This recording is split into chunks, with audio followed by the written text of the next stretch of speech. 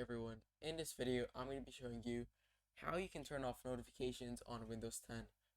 Now you may be ever gaming and random notifications pops up from websites, YouTube, etc. Well, as you can see, for me there are no notifications because I'm not allowing anything to give me notifications.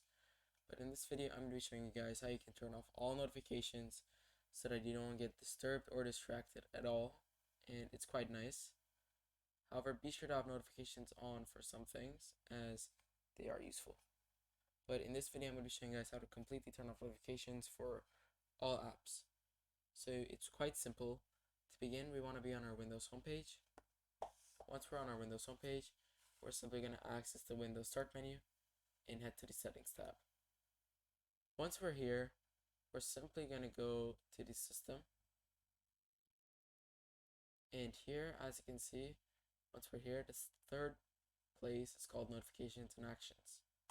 We're going to press on it, and from there, get notifications from apps and other senders. You simply want to turn it off and uncheck all of these. Once that is complete, you can simply close out of this.